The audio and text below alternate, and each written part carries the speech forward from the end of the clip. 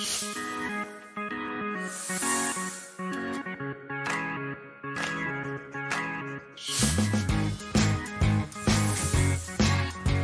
société de consommation évolue et bouleverse nos habitudes. Logement, transport, voyage, épargne. Chaque semaine, Tout compte fait vous dévoile les coulisses d'un monde qui change. On est ici dans l'un des supermarchés les plus fréquentés de France. Plus de 10 000 personnes passent ici chaque jour en ce moment. Bienvenue à tous, ravi de vous retrouver pour cette nouvelle saison de votre magazine du samedi Tout compte fait. C'est parti pour un an d'enquête et de reportage sur les nouveaux usages de la société de consommation. Et pour cette rentrée, on vous propose une émission 100% pouvoir d'achat. Comment dépenser moins pour votre smartphone, pour votre rentrée, pour vos courses, pour vos fournitures scolaires? C'est l'une des grandes problématiques du moment, on le sait. Eh bien, vous allez voir qu'il est possible très facilement d'économiser des centaines d'euros. Voici comment. Enquête sur le nouveau marché des mobiles d'occasion. Ils sont reconditionnés, remis à neuf à des prix imbattables. Une entreprise française s'est imposée comme le leader incontesté avec 500 000 smartphones vendus l'an dernier. On vous emmène dans les coulisses. Et puis une rentrée à prix cassé. Qui sont les nouvelles plateformes low-cost de fournitures scolaires? Stylos, cartables, cahiers livrés en quelques jours à la maison. Nous verrons comment alléger la facture et si ces produits sont vraiment fiables et sans risque.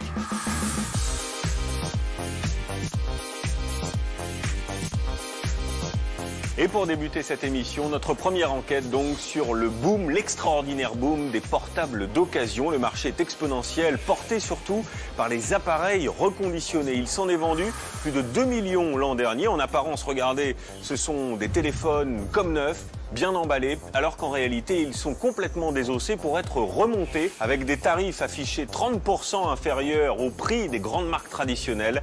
Alors que cache ce nouveau marché? Comment ces mobiles sont-ils reconditionnés et sont-ils vraiment fiables? C'est une enquête signée Emmanuel Mespled. Ces derniers mois, dans cette grande enseigne culturelle parisienne, de plus en plus de clients se posent la question: pourquoi acheter un smartphone neuf quand il est possible de payer moins cher? C'est le cas de Cécile, 39 ans, qui ne veut plus de son vieux BlackBerry. Madame, bonjour. Bonjour. Pourquoi je peux vous renseigner? Dites-moi tout. Bah écoutez, je voudrais avoir des renseignements concernant les iPhones. Et moi, je me pose aussi des questions sur les produits reconditionnés en particulier. D'accord, bah venez, je vais vous les présenter. Merci. Le reconditionné, c'est un smartphone d'occasion, mais entièrement rénové. Est-ce qu'on sait combien de temps il a été gardé? Ouais, sur celui-là, on le sait. On peut vous donner un historique sur l'appareil, par exemple. On se base sur une utilisation qui a été d'1 an à peu près sur les produits. Et justement, est-ce qu'il y a une garantie? Vous allez avoir sur ce produit-là la garantie d'1 an. L'avantage, c'est que toute pièce défectueuse ou qui est obsolète, en termes d'obsolescence programmée, a été changée, a été traitée. Là, on ne se parle pas que de la batterie, on se parle de la carte mère, l'antenne réseau, le stockage.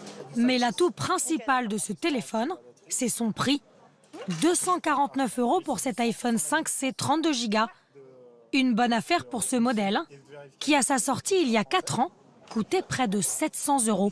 Si on a quelque chose qui à mon sens, est équilibré entre la qualité du produit et son prix, ben ça vaut le coup de le faire. De toute façon, je suis convaincue par tout ce qui est réutilisation de produits à titre personnel. Donc j'essaie de le faire au maximum dans ma vie privée. Donc pourquoi pas avec un iPhone. Seul sacrifice de Cécile, ce n'est pas le modèle dernier cri de la marque. Pour le reste, tout y ressemble. Packaging, chargeur, écouteurs. De quoi presque oublier qu'il s'agit d'un produit d'occasion. Bah du coup, je prends celui-là. Ok. Parfait. Pour elle, cet achat, c'est le bon plan de la rentrée pour son porte-monnaie. Vous allez recevoir votre garantie par mail. Bah, ça m'aura pas coûté très cher et puis oui, je pense que par rapport à ce que j'avais projeté de budgéter pour cet achat-là, moi, je repars gagnante, donc je suis contente. Très bien, merci. Comme elle, des centaines de milliers de Français choisissent aujourd'hui de se tourner vers les smartphones reconditionnés. Avant, au rayon téléphonie, vous n'aviez pas le choix. Les smartphones étaient tous neufs.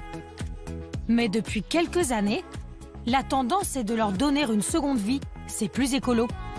À la clé, des portables 20 à 30% moins chers. L'année dernière, Il s'en est vendu 2 millions. Sur ce créneau, une entreprise française s'est fait une place de choix. En quelques années, Remade est devenu le leader et représente déjà le quart du marché. Alors devons-nous céder au charme du reconditionnement? Comment nos vieux téléphones sont-ils transformés en objets flambant neufs? Tout commence en fait là même où ils sont vendus, au rayon téléphonie de la grande enseigne culturelle. Damien, 32 ans, a décidé de s'équiper pour la rentrée. Bonjour, je souhaiterais acheter un nouveau téléphone. Très bien. Cet architecte veut s'offrir un modèle plus récent. Et pour lui aujourd'hui, c'est la bonne surprise. Là, vous avez vu, il y a une petite offre de reprise dessus. Quand vous ramenez votre ancien smartphone, vous avez une reprise de 50 € sur le Galaxy 3 Donc. Ok, j'ai mon téléphone. Ouais. L'offre, 50 € pour son vieux Samsung. Je suis plutôt surpris parce que je pensais pas qu'avec mon vieux téléphone, je pouvais récupérer un nouveau téléphone et de l'argent en plus. Donc c'est plutôt cool, ouais. Direction le service après-vente Bonjour, je viens pour vous ramener un téléphone. pour vérifier si le téléphone marche encore. Vous avez ramené le chargeur? Non, Même j'ai pas celui le de chargeur. Damien, vieux de 6 ans et très abîmé, intéresse le technicien. D'accord. Du coup, là, c'est bon. Je trouve ça pas plus mal. Ça peut donner une seconde vie au téléphone. Vous regardez un peu tristement votre téléphone. Ouais, il part comme ça, c'est... Vous savez où il va partir alors? Non, je sais pas du tout, non. Mystère. Le vieux compagnon de Damien est en fait le point de départ d'une incroyable filière de recyclage de smartphones à 300 km de là.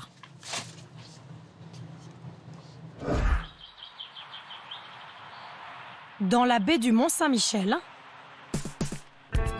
Mathieu Millet, le patron de Remade, c'est un peu le Steve Jobs du reconditionné. Tous les matins, c'est au volant de sa Tesla électrique qu'il gagne le siège de son entreprise.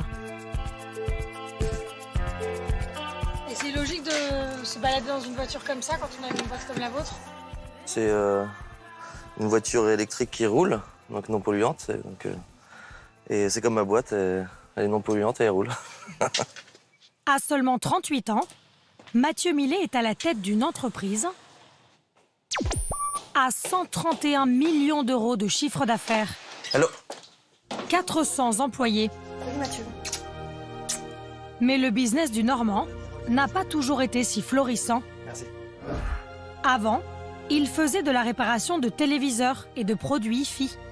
Mais en 2013, il est au bord du dépôt de bilan et doit se séparer d'une partie de ses salariés. Lors d'une nuit d'insomnie, il gamberge et trouve la solution: reconditionner des smartphones. En une nuit, j'ai fait la synthèse que ce marché était mal adressé, que le consommateur a acheté des produits dans des boîtes marron jetées avec des accessoires et pourtant on payait 300 €, et ces 300 € c'est plus cher qu'un flacon de parfum qui lui est très très beau, très bien emballé, et où le consommateur est respecté. Et je me suis dit, on va travailler tout ça. Donc on a tout vidé ici, on passait la rotolaveuse, c'était vide. Et tout le monde me regardait comme un cinglé en me disant, qu'est-ce qu'il fait, patron? Il a pété un plomb, il a viré tous les contrats. Et avec le recul, maintenant, je me dis, ouais, peut-être ça devait être violent pour eux. Depuis cette révélation nocturne, tout est allé très vite. Les effectifs ont été multipliés par 10 et les smartphones ont remplacé les télés. La matière première de l'entreprise se trouve dans cette petite pièce sécurisée, la caverne d'Alibaba de Mathieu Millet. Des milliers de smartphones abîmés. En fait, c'est des lots, on achète des produits complètement cassés, en fait. Et tout notre métier consiste à savoir refaire la face avant, savoir refaire toute la face arrière. L'objectif, c'est de vendre du comme neuf. On est des reconstructeurs. Chaque jour, il arrive des centaines de ces téléphones par camion. Salut! Bonjour. Ça va? T'as plein de colis. Tous ces cartons viennent de la grande distribution ou d'opérateurs téléphoniques T'en as pas d'autres? qui ont racheté à des particuliers leurs smartphones, comme celui de Damien, l'architecte parisien. 10. 3, 4, 5, 6, 7, 8, 9, 10. Ça marche. Sans appareil à réparer, pas de téléphone reconditionné, alors acheter de tels lots, c'est un enjeu quotidien pour l'entreprise. Tiens, Christian. Tiens, viens voir. Cette mission a été confiée à Christian Laferrère. C'est le lot opérateur dont je t'ai parlé. Aujourd'hui, il a reçu une proposition de l'opérateur Free qu'il veut faire valider par le patron. Il y a environ 8000 produits. Comme tu vois, tu as une majorité d'iPhone.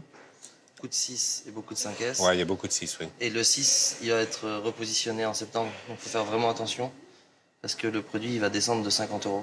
Mais si on veut avoir les autres, il faut prendre ceux-là aussi. Hein. Je sais pas. Ouais. Tous les modèles ne sont pas intéressants, mais l'entreprise va quand même faire une offre. Et elle est prête à mettre le prix.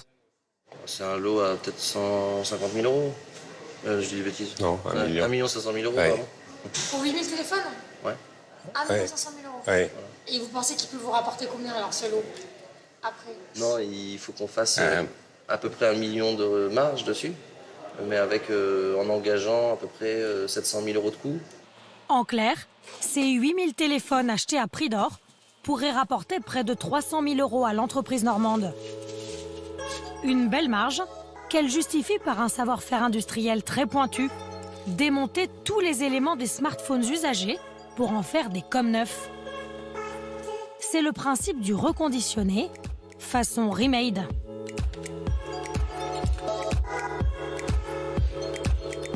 Dans ce hangar de 7500 mètres carrés, plus de 250 salariés.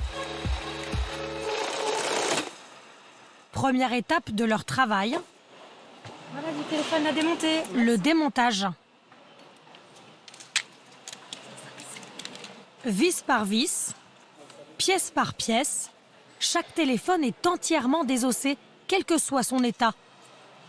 Les différents composants sont triés, Tiens Manuela. puis testés un par un à l'aide de cette drôle de machine. Test 1, 2, test 1, 2, test 1, 2. Qu'est-ce que vous faites là exactement? Alors là, je teste une caméra avant sur un téléphone rassemblé en fait en plusieurs parties. On déverrouille le téléphone comme si c'était un vrai et on va directement sur la caméra. Donc une photo de couleur et une photo sur un fond blanc et une petite vidéo. On regardera avec un petit haut-parleur qu'on pose ici pour voir si le son fonctionne. Donc là, j'ai tout testé. Ma pièce, je l'enlève et je la mets dans mon petit bac OK. Et je fais ma petite croix pour dire que c'est OK. La caméra avant fonctionne, elle pourra donc être réutilisée sur un nouveau téléphone. À quelques mètres de là, sur une autre ligne de démontage, c'est l'une des parties les plus minutieuses qui se joue. Laurence doit séparer l'écran tactile de la vitre de protection qui, elle, n'est jamais réutilisée pour des raisons d'hygiène. Je décolle l'écran de la partie qui va être retraitée. Donc en la mettant sur une plaque qui chauffe à 80 degrés, qui ramollit la colle. Donc l'écran est dissocié. Et voici ce qui va être retraité avec un petit restant de colle et une couche qu'on va retirer sur cet appareil-ci. C'est une étape assez délicate et précise parce que si je m'arrête avec ma lame, je brûle la dalle. Donc on a enlevé le polarisateur, c'est ce qui donne la lumière sur l'écran. Tous nos gestes, il faut les faire le plus minutieusement possible parce qu'à chaque étape, on peut abîmer un morceau de l'écran. Et ce qui fait que ça ne peut plus être traité après pour être monté sur un portable. Donc il faut être vraiment... Très précis, oui. C'est un peu un travail d'horloger, en fait. À environ 10 € pièce, l'écran tactile est l'une des parties les plus chères d'un smartphone. Pour être rentable, il faut absolument le récupérer. Mais dans le reconditionnement, une autre pièce retient toute l'attention de Marc, le directeur de la production. Bonjour, comment ça va? Bonjour, ça va? Bon. On en est où sur le test des batteries de 5S? Eh ben, 40% à peu près aujourd'hui de bon. 40%? Bon, c'est pas mal. Finalement, c'est pas un si mauvais lot que ça. Une batterie d'iPhone 5S a une durée de vie d'environ 1000 cycles de charge et de décharge. Comme Remade garantit ses produits 1 an, l'entreprise les trie selon des critères très précis. Donc quand on va remonter une batterie dans un téléphone, on doit s'assurer qu'elle ait une longue durée de vie. Et donc on a des testeurs ici qui nous permettent de détecter et de mesurer le nombre de cycles de charge et de décharge qu'elle a déjà eu et de rejeter ou d'accepter une batterie pour la remonter dans un téléphone. Maximum autorisé, 500 cycles dans sa première vie.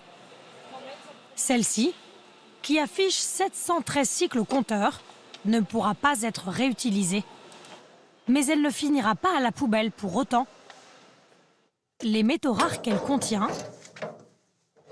vont être recyclés. Alors ici, c'est là qu'on stocke les batteries avant qu'elles repartent. Donc ça, c'est toutes des batteries qui sont qu'on ne peut pas récupérer et dont on va recycler le matériau. On va jusqu'au bout de la démarche, c'est-à-dire qu'on va essayer d'avoir l'empreinte en termes de matière et de carbone la plus limitée possible. Et donc, on va réutiliser le maximum de pièces, le maximum de matière dans nos téléphones. Et les produits qu'on ne peut pas réutiliser, on va les faire recycler pour que les composants soient réutilisés eux-mêmes. Le lithium et le cobalt récupérés pourront ainsi être réutilisés dans de nouvelles batteries de voitures électriques, par exemple. Éviter au maximum les pertes afin d'être toujours plus rentable. Pour cela, l'entreprise investit chaque année près de 7 millions d'euros dans la R&D. Sa dernière innovation, la remise en état de la face arrière des iPhones, qui n'existait jusqu'ici qu'en Chine. Les pièces sont plongées dans ces bacs, remplis de soude caustique, décapées, polies, puis colorées à nouveau, prêtes à être réutilisées. Une fois retapées, tous les composants des iPhones partent ensuite vers les lignes de montage, comme un aire d'atelier de Shanghai ou Shenzhen, à Poilé en Normandie. Chaque ouvrier ajoute une partie. Petit à petit, le smartphone prend forme. Il passe de main en main jusqu'au bout de la chaîne. Je contrôle le travail de ma voisine, je vérifie qu'il ne manque aucune pièce et je referme le téléphone. Il faut être vigilant. Vigilant et rapide, car le patron demande à chaque ligne de 12 employés de fabriquer 200 téléphones chaque jour. Tiens Emma, j'ai des produits finis, prêts à tester. Ils sont testés une dernière fois, puis envoyés à l'emballage. En moyenne, 2000 téléphones reconditionnés sortent d'ici par jour, prêts à être vendus en rayon ou sur Internet.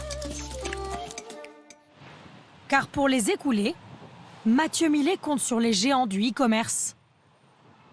À Paris, il a rendez-vous chez l'un de ses partenaires. Price Minister, 1 million de clients. Bonjour, Société Remail, nous avons rendez-vous. Au programme, Avec Mathieu. ils vont négocier avec l'entreprise le prix des téléphones à afficher sur le site internet pour la rentrée. Bienvenue. Merci. L'iPhone 8 va sortir dans quelques jours.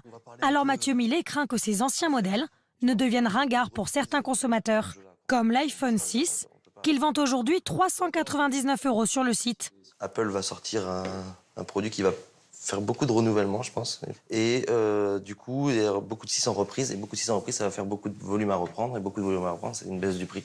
Évidemment. Une baisse du prix d'achat. Et donc, je pense que le produit va être accompagné tout doucement de 399 à 349. Ok. Et après, là, je peux pas le prévoir avec fermeté et machin, mais nous, notre objectif, c'est de viser un 299, quoi, sur un produit Moi, je peux t'aider pour ça. Hein. Je peux t'aider pour ça. Parce qu'en gros, là, la commission qu'on a actuellement, je peux faire un effort sur la commission et la baisser drastiquement pour atteindre ce prix-là. Hein. Si Price Minister est prêt à un tel sacrifice, c'est que Remail lui rapporte gros.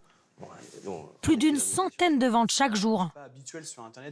Aujourd'hui, l'offre de Price Minister est faite on va dire, à 30% de téléphonie reconditionnée. C'est énorme. C'est énorme. C'est vraiment, c'est une chose où on ne peut pas se passer. On mise beaucoup nos développements pour faire en sorte de montrer au mieux les produits reconditionnés. C'est gagnant-gagnant.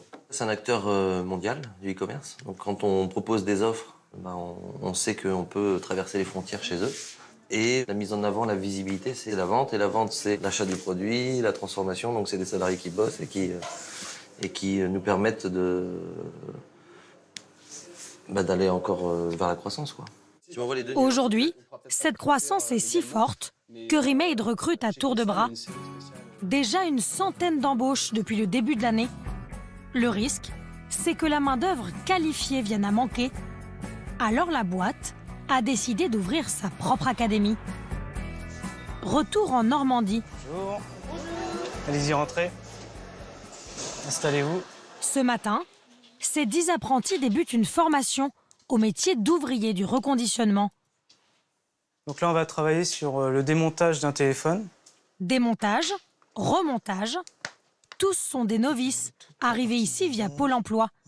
Comme Margot, 22 ans, qui vient juste de terminer un BTS tourisme. Je remets en fait le volume plus et moins. Et le vibreur pour le mode silencieux. C'est tout petit, donc mes pièces sont bien mises, mais ça rentre pas. On a 11 semaines pour y arriver, donc on va apprendre à faire vite. Des sessions comme celle-ci, il y en a plusieurs par an.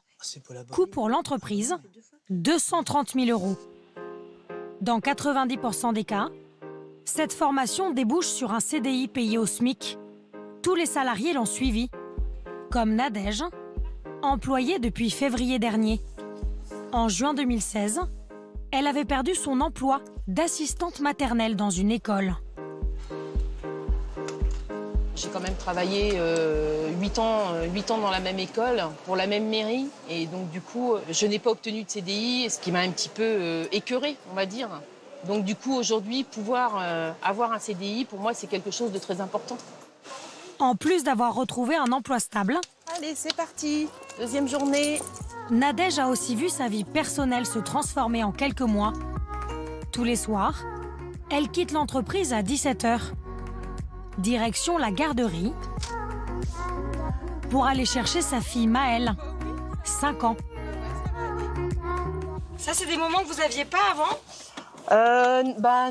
Non. Par rapport à mon emploi du temps, non. C'est principalement mamie qui récupérait Maëlle, quoi. Donc c'est vrai qu'aujourd'hui, voilà, je suis contente de pouvoir récupérer ma petite fille à l'école. Ta grande sœur est rentrée. En à peine un an, c'est un peu comme si la vie de Nadège, elle aussi, avait été reconditionnée.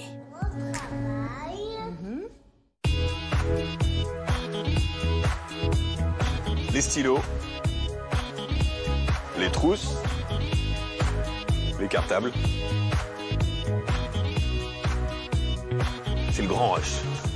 La rentrée, c'est aussi bien sûr la problématique des fournitures scolaires. C'est un énorme budget chaque année, plus de 250 € par enfant, parfois beaucoup plus. Eh bien, vous allez voir qu'il est désormais possible de dépenser beaucoup moins grâce aux nouvelles plateformes low cost et aux achats groupés. Des stylos, des cartables, des cahiers à prix cassé, oui, c'est possible. Mais la qualité est-elle toujours au rendez-vous? Et comment se prémunir des produits nocifs? Car c'est aussi une réalité. Rentrée scolaire, la grande braderie, c'est une enquête signée Claire Delphini. À Marseille, au siège d'Emmaüs, c'est chaque année la même histoire pour Collio et Kamel. C'est toi qui ouvres. Ah, ne poussez pas trop. Ne poussez pas, s'il vous plaît. Une effervescence digne de l'ouverture des soldes. Sauf que nous sommes à quelques jours de la rentrée. Dans ces dizaines de bacs, toutes les fournitures scolaires pour les petits Marseillais vendues jusqu'à 10 fois moins cher qu'en grande surface. La chasse aux bonnes affaires peut commencer. Alors, bonjour, je peux vous aider? Tout est à 1 €. Des crayons avec la gomme. C'est garanti, évidemment, ça fonctionne. Les prix sont à peine croyables. Calculatrice à 4 €, stylo par 10 pour seulement 1 € ou encore trousse à 2 €. Ce cartable-là, on va le vendre à 2 €, 3 € maximum. Fin août, Emmaüs organise cette vente ouverte à tous, sans condition de ressources. Ce matin, 300 Marseillais plus ou moins aisés sont venus en profiter comme la famille de Coralie, 9 ans. On vient, mais on n'est jamais venu pour les fournitures. Mais comme ma petite fille, elle a besoin, elle a une grande liste. Des feuilles, des stylos, des crayons de couleur. Oui, chérie. Voilà. Et puis, écoutez, c'est intéressant. Enfin, on espère. Verdict à la caisse. C'est qu'un surligneur, c'est ce qui est marqué sur sa liste. Pour une trentaine d'articles. combien là? 15. Et alors? Oh bah c'est super. Bah ouais. En grande surface. Ça, 1 euro, c'est ça? C'est 1 euro ça? Ça vaut le coup, hein? Alors 15 euros. En supermarché, Merci et bonne journée. cette maman aurait payé le double. Mais alors, d'où viennent ces fournitures scolaires à prix cassé? Tout a commencé au même endroit, quelques semaines plus tôt. Il y a tout ce qu'il faut pour, Voilà, il y a pour démarrer une scolarité. C'est super, en plus c'est du neuf en fait. Ah Il y a oui, aussi c'est des activités. c'est des choses. Ah non, non, bon, mais mes enfants sont en terminale ou Eh ben, en écoutez, lycée, et nous, ça on c'est est- des choses du primaire. Et on n'a pas honte de les récupérer. Au mois de juin, Emmaüs organise une collecte de fournitures scolaires, souvent celles d'enfants passés au niveau supérieur. Certains articles n'ont parfois jamais servi. Là, ça c'est des classeurs. En moyenne, 5 grosses malles comme celle-ci sont remplies chaque jour. Parfait. Kamel et Elisa prennent le soin de tester chaque fourniture. Bon, les cartables, ça c'est facile. On a combien de cartables dedans? 1, 2 à roulette. Je vérifie l'état du cartable pour voir s'il n'y a rien qui est déchiré, abîmé à l'intérieur, s'il y a tout qui fonctionne. Là, en l'occurrence, c'est bon. Après inspection, 25% des dons sont écartés car inutilisables. Ah ça, on a un truc de scotch qui il manque tout. Il y a un classeur, visiblement il est cassé celui-là. De la qualité à prix modique, l'achat d'occasion, c'est la dernière solution en vogue pour remplir le cartable de ses enfants. Car chaque année, la rentrée pèse sur le budget des Français. Une famille débourse en moyenne 254 € par enfant. Et pourtant, des solutions existent pour payer moins cher. Occasion, mais aussi vente sur Internet et fournitures discount dans les grandes surfaces. Comment faire sa rentrée sans se ruiner? Quels sont les secrets des commerçants pour casser les prix? Est-ce parfois au détriment de la qualité et même de la santé de nos chères petites têtes blondes?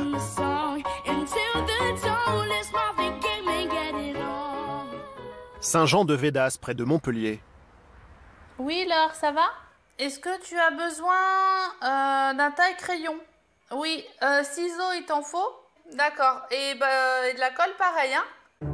Sa fille est encore en vacances, mais Sonia fait déjà son shopping sur Internet.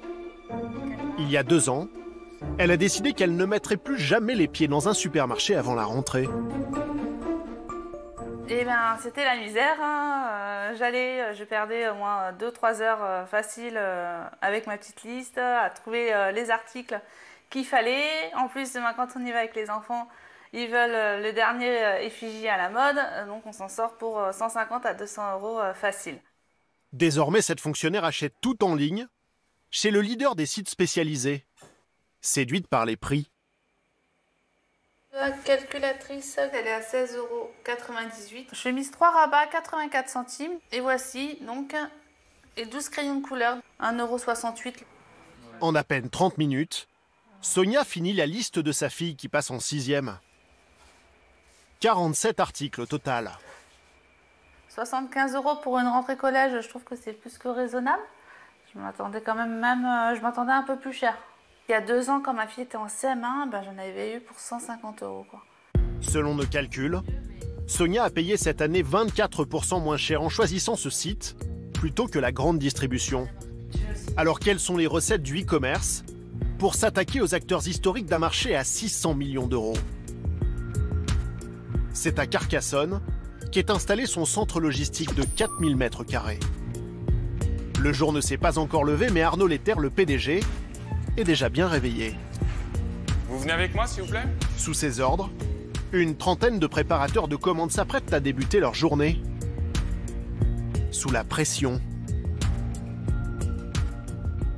Aujourd'hui, on a 8000 commandes à préparer. C'est une des plus grosses journées de la saison. Vous essayez de ne pas discuter entre vous. Si vous avez un souci, vous allez voir le chef d'équipe et on se concentre un maximum sur la commande et on essaye d'être le plus productif possible. Ça marche? Pour booster la productivité, chaque employé est équipé d'un scanner qui va le guider dans le stock. La grande trouvaille du site, c'est de faire la corvée de la rentrée à votre place. Il vous suffit d'envoyer la liste de votre enfant et le préparateur de commandes s'occupe de tout. On a 8000 références sur le site. On fait attention d'avoir tous les produits de toutes les listes scolaires de France. On ne veut pas de rupture en plus, donc on a des très très gros stocks. On a des racks qui montent parfois jusqu'à 10 mètres de haut. À la rentrée, le site réalise 85% de son chiffre d'affaires annuel de 10 millions d'euros. Le best-seller, c'est ce crayon à papier de couleur verte, à 18 centimes. Il est ici. Hein, vous voyez, là, c'est en permanence, ça se vide. Et ça, c'est la plus grosse vente. Ce crayon-là, on vend 200 000 crayons en 2 mois. Pour casser les prix, le patron rachète des lots d'invendus à de grandes marques, du déstockage. Mais sur son site, il doit aussi proposer les fournitures scolaires à la mode. Et pour cela, négocier sans pitié avec ses fournisseurs. Exemple avec ce commercial d'une grande marque française de cahiers. Bonjour Martial. Bonjour. Ça va? Comment ça va? Très bien, Tu merci. connais Patrick Froment? Oui. Aujourd'hui, j'aimerais vous présenter un nouveau cahier 24-32. Touchez-le. Voilà, regardez voir. Le site propose déjà 130 références de cahiers, mais celui-là ne serait pas comme les autres. À en croire le vendeur, c'est le produit de la rentrée 2017. La qualité qu'il a, c'est qu'il est indéchirable. C'est pas fait pour, hein. Indéchirable. Indéchirable. Tu peux essayer. Ah bah tu peux essayer, mais il se déchire pas. Il a aussi cette qualité qu'a le Polypro, c'est qu'il est imperméable. Ah, il est imperméable. Oui, tout à fait. Ouais. Ça, c'est pas mal quand même, c'est un bon argument. Ouais, les marrons, ils sont sensibles à ça. On va aller jusqu'au bout. Hein. Le PDG ne se gêne pas pour le prendre au mot. En fait, on aime bien tester, nous. Il dit qu'il est imperméable, on va voir s'il est vraiment imperméable. Bon, apparemment, il est imperméable, en effet. La démonstration est concluante. Ce cahier pourrait bien être la prochaine star des cartables. Et en positionnement prix, aujourd'hui, dans la discussion de base... Impossible donc pour Arnaud de ne pas le proposer sur le site, mais pas à n'importe quel prix. Et ça va donner ça aujourd'hui, à la palette. Le commercial lui fait une première offre, à 1,60 € le cahier pour 1200 produits achetés. Ouais, pour l'instant, il est trop cher. Il le sait d'ailleurs. Il le sait. Il le sait qu'il est trop cher. Non, pas du tout, non. Moi, je pensais que ma proposition était très bonne. Non déchirable. Le PDG va donc jouer sur les volumes pour négocier. J'en ai pas reçu. Est-ce que tu peux me baisser le prix pour 2 palettes? 2 palettes, est-ce qu'on peut pas faire... ouais, 2 palettes, mais on va pas aller bien loin sur 2 palettes. Si on monte dans les volumes, si on part sur... je sais pas, là, après en palette... Tiens, vas-y, donne-moi un bon prix. 2 palettes, cela ne suffit pas. Alors Arnaud va passer à la vitesse supérieure et faire un peu de chantage à son fournisseur. Et si on fait un camion? Tu me le fais combien, le camion? Il faut que je m'approche un petit peu, là, on travaille pas de la même façon. En fait, moi, je t'avouerais que c'est soit je le fais au camion, soit je le fais pas. Voilà, en gros. Donc là, on fait chuter les prix, parce que lui, ça lui coûte moins cher de nous livrer un camion entier que de nous livrer 2 palettes de temps en temps. Un camion entier, soit 40 000 cahiers, l'équivalent de 33 palettes. En échange, le fournisseur devra faire une forte remise. Le commercial veut prendre le temps de réfléchir. Quelques jours plus tard, surprise, les cahiers sont dans le stock. Et oui, on les a pris, ces cahiers, ils sont là, d'ailleurs. Par rapport au prix normal, on a eu à peu près 20% de remise, ce qui est plutôt bien, d'ailleurs. Prix d'achat au fournisseur, 1,28 € le cahier qui sera vendu 1,61 € sur le site. Une semaine avant la rentrée, le lot de 40 000 pièces était écoulé, soit plus de 13 000 € de marge pour l'entreprise. Donc bon coup pour nous, ouais. Là-dessus, on s'est pas trompé. Mais pour être rentable, le PDG ne met pas uniquement la pression sur ses fournisseurs. On avance, Jean-Michel, plus loin. Là, on doit faire très vite, là. Très vite. C'est la course. Et il compte aussi sur une armée de 190 saisonniers recrutés spécialement pour la rentrée scolaire.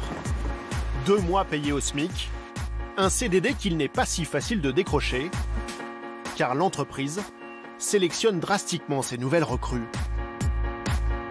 Ce matin, Arnaud Letter part à la recherche de renforts pour le rush du mois d'août. On a une activité très saisonnière. Dans l'entreprise, on est à une petite trentaine l'hiver. Et l'été, en saison, on est plus de 200. Pour trouver ces saisonniers, il ne s'adresse pas aux agences d'intérim, trop chères. Il travaille plutôt avec Pôle emploi. Bonjour, vous allez bien? Son interlocutrice, c'est Claire, conseillère spécialisée recrutement.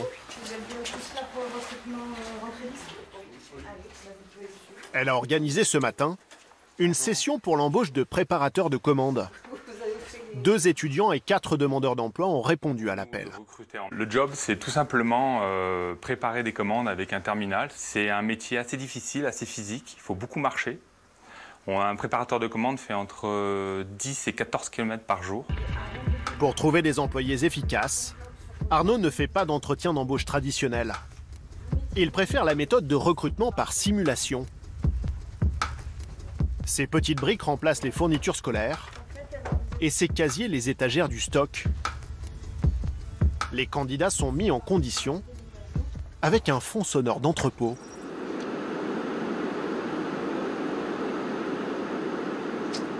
Très vite, l'exercice s'avère compliqué pour certains. Alors là, essayez d'accélérer. Il me semble qu'il vous manque des choses ici. Ah, alors vous avez oublié les bacs. En fait, c'est plusieurs éléments en un. Par contre, oui. C'est pas celui-là, là? Est-ce que c'est la bonne référence? Ben non, c'est ça, je crois. Maëlys, étudiante infirmière, s'en sort elle très bien. Ses gestes sont précis et rapides. C'est la première à avoir terminé. Un bon point, car la cadence est un critère de sélection déterminant. Alors on est dans la dernière minute. Hein. À la fin du test, Claire passe au crible le travail de chaque candidat. C'est l'heure des résultats. 60 ans. C'est le jeu de la présélection, comme dans toute présélection. Il y a des personnes qui sont plus aptes que d'autres. Aujourd'hui, il en ressort que 4 vont pouvoir aller à l'entretien. Alors, monsieur, voilà. Vous savez que la note seuil, c'est 53. Là, vous êtes arrivé à 48, c'est pas bien loin. Il y avait un peu de tout dans vos préparations de commandes. Du coup, ça vous a un peu plombé. Pour madame, pardon, excusez-moi. Donc là aussi, on est un peu loin. Donc, voilà. 2 candidats écartés. Merci, en tout cas, Maëlys fait-elle partie des 4 présélectionnés? Au revoir, à tout à l'heure. Merci. Mais pour être embauchée, elle va encore devoir passer un entretien au siège de l'entreprise, l'après-midi même. Je vous en prie, asseyez-vous. Là aussi, le CV a peu d'importance. Le boss va surtout tester sa résistance à la pression. Vous êtes prête à avoir un rythme de travail soutenu? Vraiment? Oui. Vous savez ce que c'est qu'un travail soutenu? On demande à ce que les préparateurs de commandes ne parlent pas entre eux. Ça vous pose un problème ou pas? Passer le balai, ça vous dérange pas? Non? Vous passez chez vous? Oui. Ouais. Si elle n'a pas envie de passer le balai et qu'elle n'a pas envie de prendre ce poste-là, eh ben, c'est pas grave. On trouvera quelqu'un d'autre. Elle, ça vous dérange pas, donc tout va bien. À l'issue de cette journée de recrutement, Maëlys est finalement la seule à être retenue sur 6 candidats. Ce sera son job d'été. Mais si ces nouvelles recrues sont triées sur le volet, le job de préparateur de commandes reste difficile. Même après plusieurs semaines de travail, la jeune femme continue à se perdre. Là, par exemple, je me suis trompée de rayon. Parce qu'en fait, là, en allant vite, j'ai cru voir que c'était un T. En fait, c'est un I, donc c'est de l'autre côté du bâtiment. Donc t'as perdu du temps. Donc là, j'ai perdu du temps. Franchement, je sais pas quel est le plus compliqué, si c'est de devoir marcher toute la journée ou de ne pas parler avec ses camarades. La pression est permanente. En 7 heures, chaque employé doit scanner un minimum de 1500 produits, soit une quarantaine de commandes par jour. Et gare à ceux qui font moins. Au mois de juillet, par exemple, on s'est séparé d'une dizaine de personnes. Voilà. Pas assez productif. Ah, c'est pas lui qui bouchonne, c'est ici que ça bouchonne. Allez, go! Grâce à son centre logistique, l'entreprise réalise de grosses économies sur ses frais de distribution et peut ainsi concurrencer les supermarchés, avec à la clé une économie moyenne de 20% pour le consommateur. Pourtant, la plupart d'entre nous gardent le réflexe supermarché, avec une nouvelle astuce pour payer moins cher, se tourner vers les MDD, les marques distributeurs. 2,19 € le bâton de colle, 2 fois moins cher que la colle d'une grande marque. Pour ce cahier MDD, c'est 4 fois moins cher. Mais alors, quelle est la qualité de ces fournitures low cost? Sont-elles sans danger pour nos enfants? L'année dernière, une enquête de l'UFC Que Choisir a fait trembler les cours de récré. L'association de consommateurs a fait analyser en laboratoire 52 fournitures, toutes marques confondues.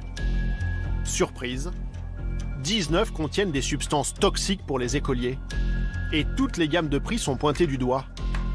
11 produits de grandes marques et 8 de marques distributeurs, comme ces crayons de couleur dont le vernis contient des phtalates.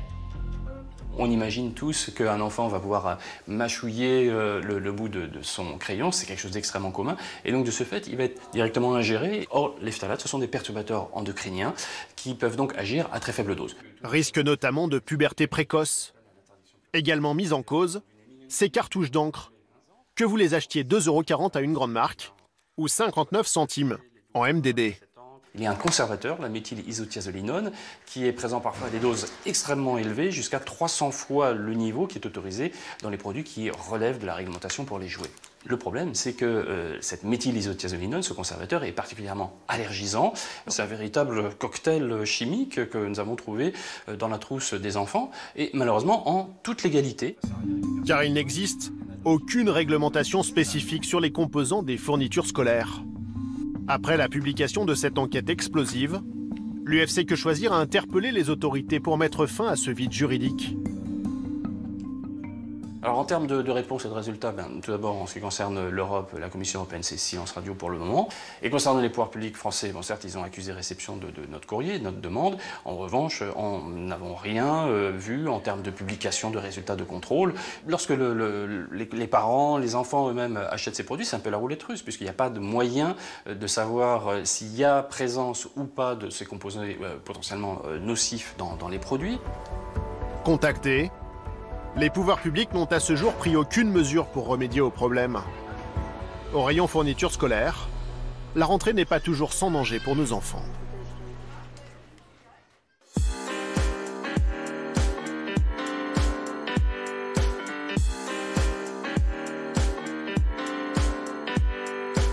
Voilà pour cette enquête sur le grand business des fournitures scolaires. Belle rentrée à tous. Merci de votre fidélité. On se retrouve très vite, évidemment sur France 2. Et d'ici là, n'oubliez pas, restez curieux. Bye bye.